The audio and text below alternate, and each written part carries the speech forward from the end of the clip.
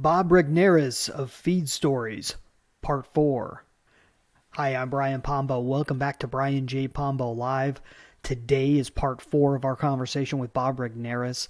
If you would like to be on this podcast, or if you would like to have me on yours, or speak at your event, go to brianjpombo.com. And now here's Part 4 of Bob Regnerus.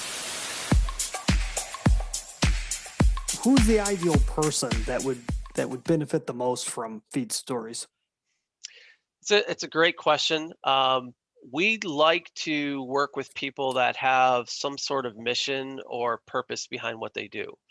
Um, we think every business starts with a story. I think if you don't start with a story or you don't start with a reason why, it's not really interesting to us, and probably you're not going to have lasting value.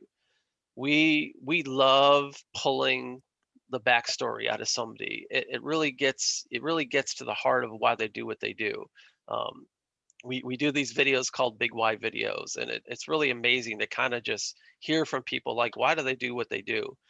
We interviewed this guy.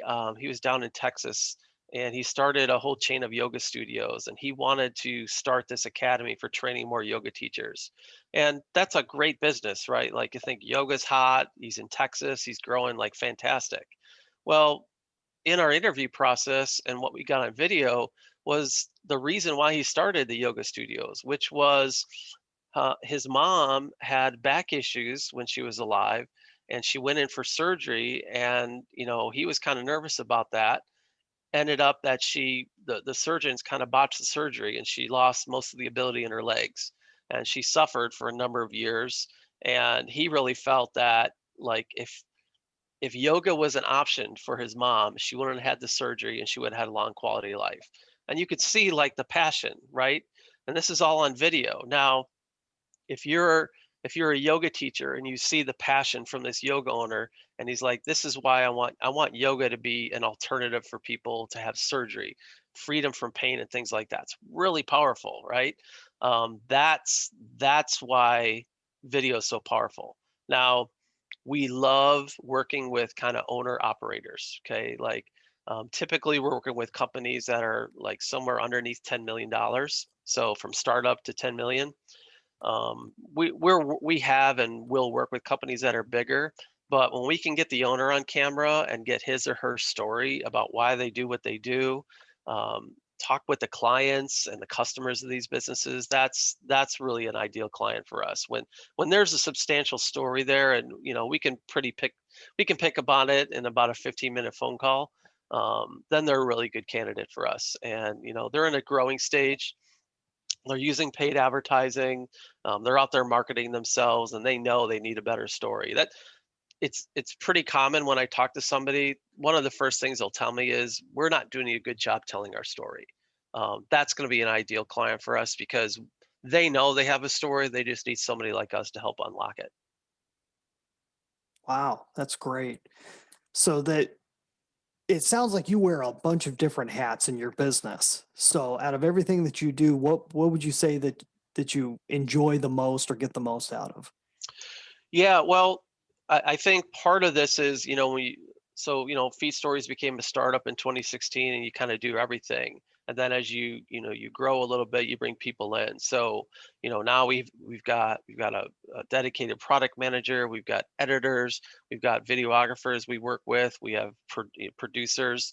So, I don't get involved necessarily in the day to day anymore. So my role with the company now is managing the team. It's doing business development, and like what we're doing here, Hmm. I'm I'm marketing right now. All right, we're having a conversation, but like in reality, I'm marketing. I'm sharing my story, sharing as much wisdom as I can, but I'm also telling people about the company. So, a lot of my calendar is doing these types of things. I like to have conversations with people. I'll be the first one in my company that talks to people who are thinking about doing video, or working Facebook consults and things like that. My business partner Brandon is working on the creative side of things, working on the story with clients. So as you grow, you kind of get to a point where you like, oh, here's the bottleneck. you put a person in place that's better to do it than you. So yeah, so I mean, my days, my calendar's full. I have a lot of conversations with people who are thinking about working with us. I do interviews like this. I talk a lot with partners, talking about potential, joint venture relationships. So, and then working with colleagues and attending masterminds. So that's what I'm spending my time on, is really thinking about higher level stuff. Perry calls it $10,000 an hour work. That's the best use of my time these days. And you get to a point where like I said, you're kind of scrambling. You're doing a grassroots type of thing. You get enough revenue in to get people in place that can do things better than you more efficiently, and it's just a natural life of a startup. And I've never been one. I don't know if you've done this, but like I've never like went out and raised capital and had like a big chunk of money to start. I like always start by the skin of my teeth and grow a business from revenue. I've never had the opportunity to like get a whole bunch of money in and then build it big from the start. I don't know if I ever want to do it at this point. It's just I do what I know, and it's just kind of the way that I've grown companies over the years. That makes a lot of sense. That's awesome. For full conversations, go to bjpchats.com.